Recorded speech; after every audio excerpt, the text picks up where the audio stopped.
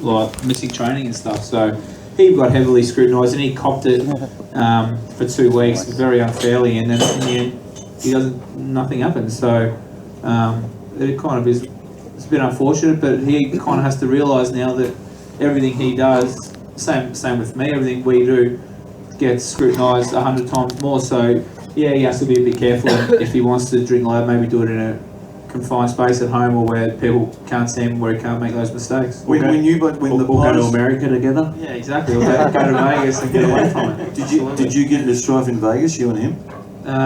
It depends your definition of strife, but mine's a bit tighter than yours, I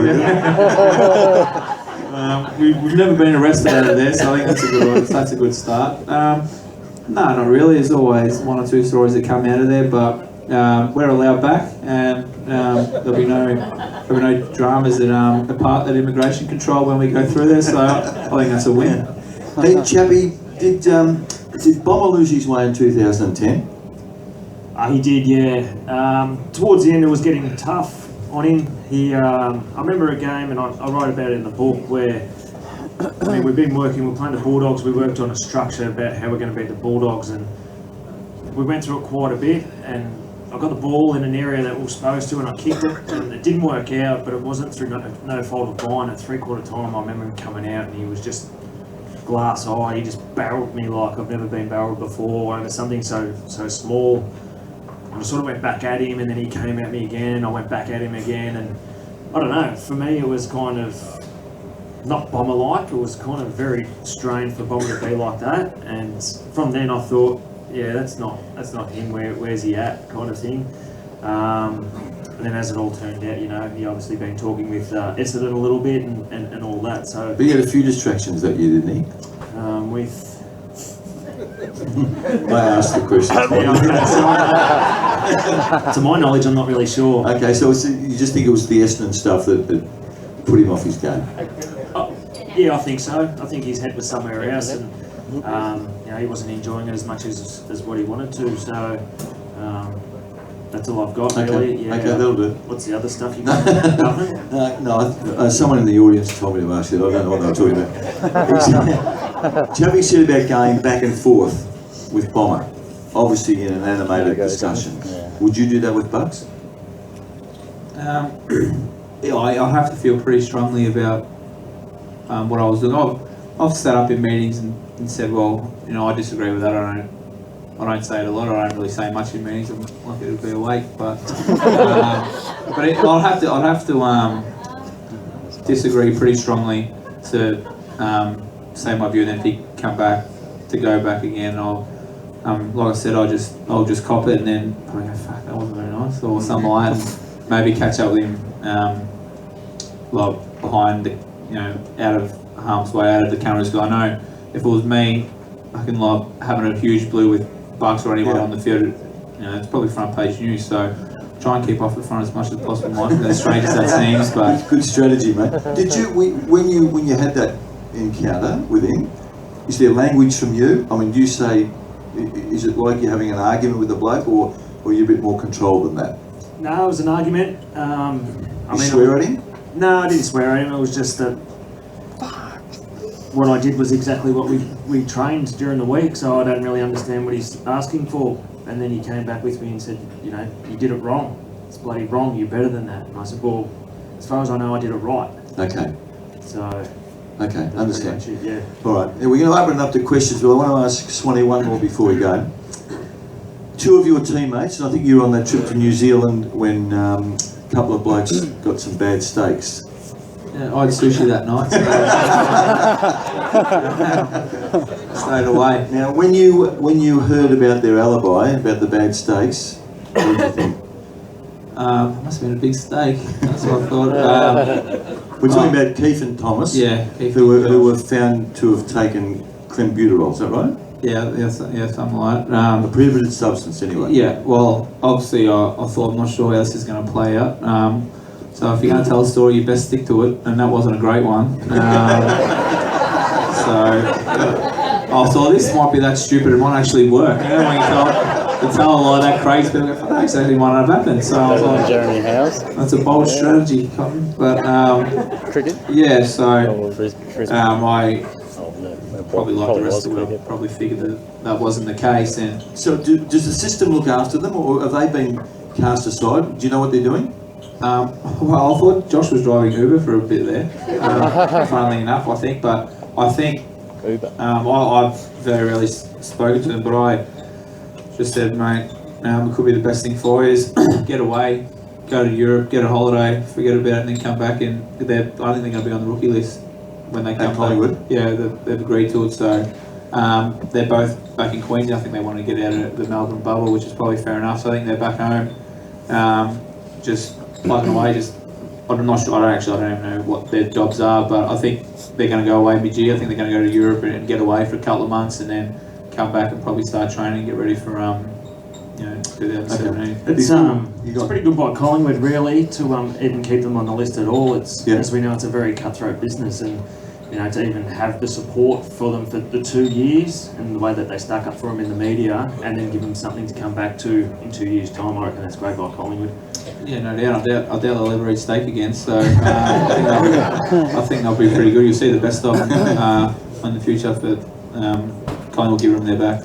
Now, before we throw you two open to the floor, Mark Robinson has stumbled across this really good idea of having a top 50. Right? Who would you have at number 1 this year? I thought I was pretty stiff. Were you in the 50? You're always in mine. No, I don't think so, mate. Yeah, fuck Robbo. Bring you back. I would have Ablett. Ablett's the best. Ablett's the best player I've ever seen. I think key forwards are probably more. They're harder to get. So someone like Wayne or his old man, if you're starting a side, they're harder to find. Wayne Carey. Yeah. They're harder to find, but the player inconsistency. There's been none better in my life. But I haven't watched footy like you have. But I'm happy with that. Chabby? Is that top 50 of all time? No, top 50. If you were penning the top 50 for 2016, who would you have at 1? Oh, well, Gaz would be there, but he didn't play many games, did he? So it would be No, this is on projecting on what they'll do this year. Oh, right, sorry, yep. Maybe I should have another beer. Yeah, it'd be Gaz. Yeah. Yep. So I think the public view or the player view was that 5 would be 1, but us 3 are as 1. I think the player view would be Gaz is the best. Okay. Yeah, no doubt. Okay. Great job, boys. You've done a fantastic job. It's been really entertaining for being here.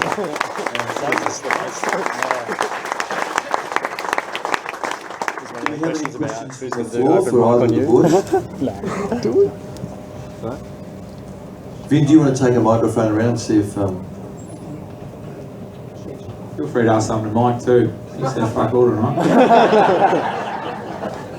This question's for both boys. Since the invention of Supercoach, it's changed the way that we as spectators watch footy. How's it changed the way that you boys have played footy? I don't handball anymore.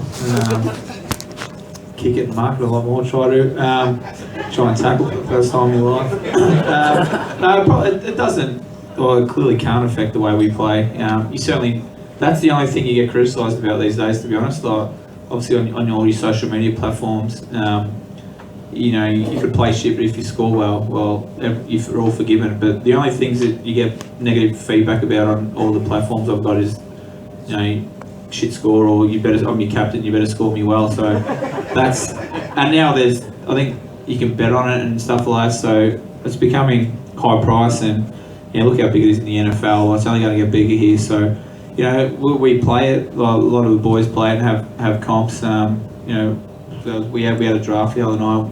I only played one, and with the boys from the footy club, and we do it. So it probably makes me watch footy more than anything. Or otherwise, I probably won't watch it. But if I've got a vested interest in a couple of players, I'll sit there and root for the players I've got. But apart from that, it doesn't change the way we play. Do you like the formula, Swanee? Do you think it's an accurate guide to assessing the way our players play? I wouldn't know. Every time I get a shit score, no. Every time I get a good one, yes. But I've got no idea how they do it and what's a point scored for. But so I couldn't tell you.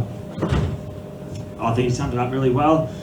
The only thing I would say is it sort of made me watch more footy, but not from a tactical point of view. I'd actually watch from a fun point of view and hope that, you know, the people that I have in my side would actually get a lot of kicks and things like that. So it was just to watch the game in a different All right, perspective. who's your smoky this year, Chappie? If you were doing a team, who would you throw in as the risk? Oh, I'm not doing it this year, and to be honest, I don't even really care. Sorry. He knows. I'm not asking you. Any other questions? Chappie, Neil Baum and Stephen Hocking. Obviously, Neil Baum's a great loss. How come Geelong couldn't keep him to go to the Pies? And is Stephen Hocking the best fit person there? I think Hock is definitely the right person for the job.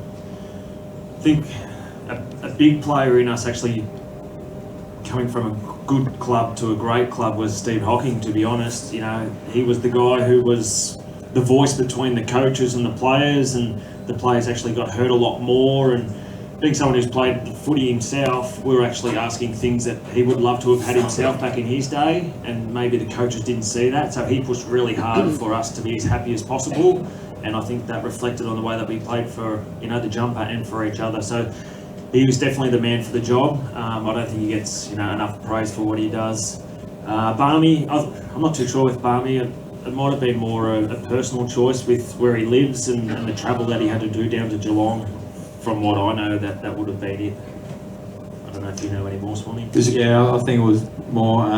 He obviously had great relationships with Bucks and stuff like that, and I think they'd been at him for a number of years trying to get him back to, you know, such a great job before he left, and obviously you see what he did with Geelong and how I think he was just, he wanted to spend more time with his family and stuff, and obviously being 15 minutes away, it's more than an hour and a half, was probably the right thing. He wanted to come home and spend more time with his family, and, you know, I guess you can't really begrudge anyone who wants to do that. It's now 4 hours from Geelong to Melbourne, so he made the right decision. Absolutely. There's a question up the back. Did someone had their hand up? Oh, sorry. Okay. This one's for you, Mike. Love open mic. Thank you. Who's the best interview you've done, and who would you have liked to have interviewed but you haven't? I'll answer the second part first. I want to do him, Paul Chapman, and he's in the mix. Aren't you thinking about it, aren't you, Chappie? Do it now. I have to go through pickers, mate. That's absolutely. Pickers might be deregistered, won't they? I'm his only client, so that's The best, the highest rating one was, believe it or not, a bloke called Warwick Kappa, who I didn't want to do. He said he didn't fit the tenor of the program, and he said he wouldn't be an idiot, and he was, and it was the highest rating. And he rated twice the figures that Royce Hart did. Royce Hart is just an unbelievably good player. My favourite, the Alan Stoner one was probably a favourite. It's probably not the right word, but this is a man who played for the Bulldogs in Essendon, and whose son, who was an adopted boy, which to him didn't mean anything, it was his son. He broke up with his girlfriend. He had a psychological problem. He called her up. They went down to Aberfeldy training track, and the boy stabbed her to death. And the two families were really close. They thought they'd get married. Stoneham's a great bloke, and the dead girl's parents are great people. They haven't spoken since. The boy's in jail for 20 years, down to I think 12, and the girl's dead. And he talked about that. And I didn't ambush him. I always tell people when I'm going to ask them a sensitive question. But he came up to me. I'd been asking for about 2 years to do an interview, and he came up to me on Anzac Day last year at the footy, and he said, "I'm ready to do the interview." And then he got cold feet, and I said to him, "Okay, let's do it." He knew me well enough, and he trusted me. I said, "Let's do it, and if you don't like it, I'll give you my word we won't run it." And as soon as he walked out of the studio, he said, "I don't need to see it. Let's do it." So that was the one of the impact that was just huge. You know, and Peter Swab talked about losing his 6-year-old daughter to brain cancer. So as a journo, I love, not love's the wrong word, but they're really powerful stories. And as a parent, I sort of really relate to both of those. But for pure enjoyment, I don't know why, but when Graham Corns was on with his two boys last year, I just thought it was a really good story. And they were honest. Either of you both, you don't watch television, do you? I was Game of Thrones, isn't it? But I think I did genuinely like that one. But I mean, the thing when you do, it's like these blokes when you play. I think we all want to think that whatever we do, we've done well, and we've done as well as we can do it. Some are more popular than others, but it's the one thing I don't miss writing in the newspapers, and I love doing open mic. So as long as they want to run it, I'll do it. Particularly if he comes on. As long as you promise that if I'm not happy with it, you won't run it. You know, I was halfway through saying that, and I thought, I hope he's not listening to this. Yeah, g'day, Chappy. Look, you said earlier in the night,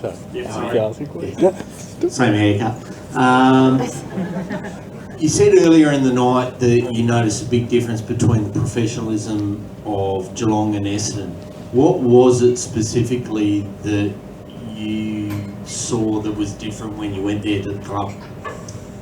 I mean, well, obviously, being at Geelong, when we first got to Geelong, we played a final in our first year, but once we got rid of the champions, Hocking, Riccardi, Paul, Burns, these guys, then we sort of went down a little bit. So we actually had to build something, and once we got it right, you know, and we turned ourselves from a good average club to, you know, a very good club / great club, you know, that was really special. And then going to Essendon to continue on, hopefully being successful and playing finals and hopefully winning grand finals. I chose Essendon because on paper they had a really good team, and that's all I could go by. Was you know, I had a few options. Carlton was one of them, Richmond a little bit, GWS was one.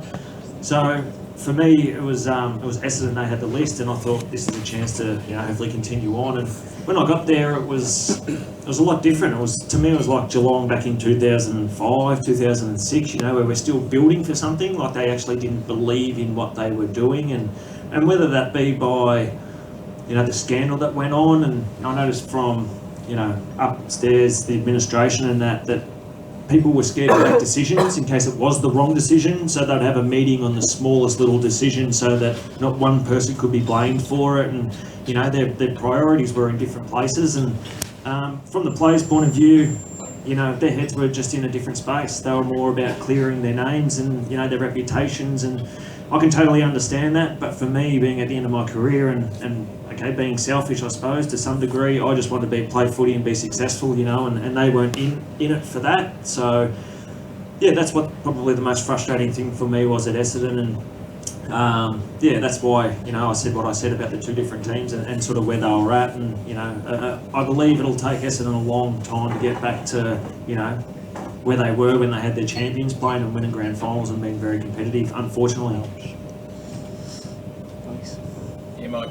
Yeah, this one's just Swanee.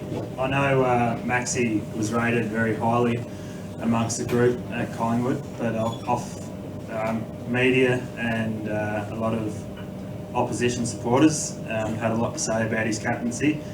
And so I was just wondering your thoughts on Pendles as a captain and as Maxi as a captain, and maybe if the grand final was tomorrow, who you'd take in, and also who you think would be the next leader as a Pies. Good question.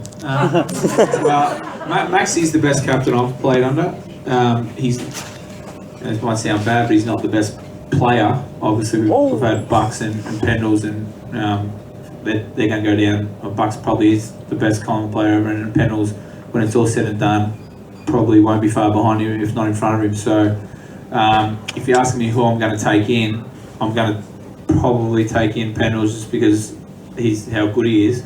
But if I could get Maxi's captaincy style under Pendles, I would obviously have that. Maxi, he did cop a lot, especially from Geelong. Like, was it someone Scarlett? Yeah, his book or something like. Give it to Maxi, and from the outside, I can maybe understand why, but the things he did around the club and on his off days and after training and the hours he spent running around, getting everything right, getting the footy club in the right positions to win the flag, and getting all the players behind him, and going in, confronting the coaches and the board and backing his players. No one's done that in my time, and I've played under, I think Burns, he was a captain, I've played under 4 or 5 captains, so the hours that Maxi spent, by far and away was and his leadership on the field as well was amazing. But that's not going to say Pendles isn't going to get it. He's a completely different type of captain. He leads by example, and he's the ultimate professional in everything he does. All the young kids look up to because of obviously how great he is, and he leaves no stone unturned to be the player he is. There's no surprise why he's so good, but that's just my personal opinion. Is Pendles a talker on the ground? Yeah, no doubt. He's grown a lot. I think where he lacked was probably the ability to give a clip when it was needed. Like Maxi, you see Maxi and Heath Shaw arguing all the time, and Maxi pointing and carrying on, and that's probably half time why he was getting bagged because you can't play but you point fingers and stuff like that.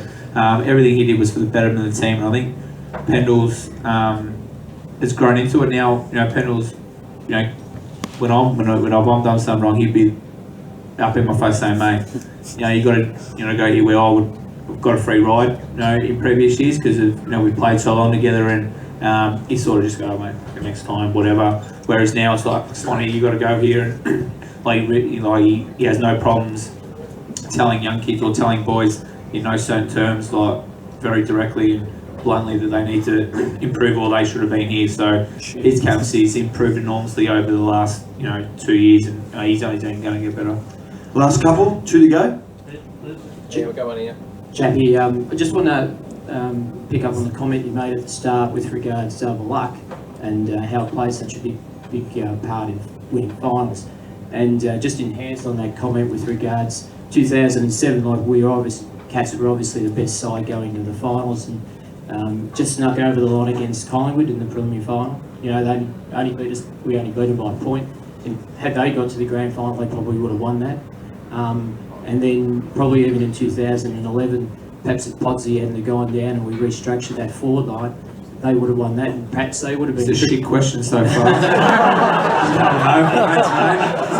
So perhaps Swanee would be a triple premiership player instead of your good self. So considering we had all that bad luck in the late 80s and then through the 90s, it's about time the cards turned for us, eh? I think you just hit the nail on the head, really, with your answer. And yeah, there's so much luck. These guys were a great footy club, and we knew that coming into finals and it being our first finals, where we were a really good team and we're probably the team to beat. Prelim final, we went out there and we were probably a little bit, played within ourselves, and you don't want to get injured because you got the grand final next week, and all these things go through your head, and then you get pushed by a great team, and then you just got to come out and just play. So there's little things. I think we got lucky getting that close, really. A lot of things went our way that night. And, they came out with by 25 goals in the ground. I think we were pretty lucky that we got that close. So luck goes both ways. Did you blow 2008, Chappie? Did you blow 2008? Most definitely. That was a great team, wasn't it? That was the best team. The year we had was unbelievable. We were by far better than anybody else. But on the big day, we weren't. We just got outplayed, and they were harder than us. We missed a lot of easy goals. We probably played a lot selfish than what we definitely did in 2009. What does that mean? Missing easy goals, but that's not selfish, though. No. But guys, we went in with the wrong attitude, and I watched Open Mike. Bomber was on it, and he was talking about how we were organising our own after party, and we were making sure that we had enough beers and everything like that, before we'd even had the game won. In 2007, there's no way in the world we would have done that. In 2009, we didn't do that, and I just thought on the ground, blokes were not doing what they normally did for the whole year as well, and when you give an opposition a sniff like Hawthorn, they made us pay for it. So it was one that slipped. You can ask yourself the question, would we have won 2009 if we had won 2008? And I think that's a pretty fair question. And who knows the answer to that. But yeah, we definitely let one slip there. And I think all in all, it was, you can never say losing a grand final is a good thing for you, but it definitely gave us a kick in the pants that we needed. And, we definitely would not let any other opportunity slip. Okay. One more? Over here, one for Dane, please. Dane, with Darcy Moore, the hype around him, is that justified? I hope so. I think so. I guess his last 6-7 games was really good last year, and everything he's done so far this pre-season and the games, the way he's trained, absolutely give us the indication that he's going to be the player that we're looking for a long time. But I guess all top 10 draft picks don't turn out like top 10 draft picks. So just because you got the talent doesn't mean you're going to be a superstar. But so if he progresses like the way he's progressing, we're going to have a very good player for a very long time. And I've seen nothing to suggest that he's not going to be. His attitude's still there. He works tirelessly in the gym to get his body right. We don't like playing around him at training because he goes flat backer all the time. And if there's a ball in a pack, sometimes blokes will just pull out and not sort of have impact. But he just comes roaring through no matter which way he's coming from and splits packs. And I think that's great for the Pies because we've got someone to take the load off Trav. For years we've had. We've just bombed it into Trav and he's been on 2 blokes and we haven't really had that second tall to stand up. And now with Das down there, I think that the defenders have to watch out and can't just sit off and double team Trav. On behalf of Chappie and Swanee, you've been a great audience. You have. The attention's been fantastic. We've really enjoyed it. I've been fascinated by the honesty and the insights that the 2 boys have brought. I hope you had a good night and thanks for your attention.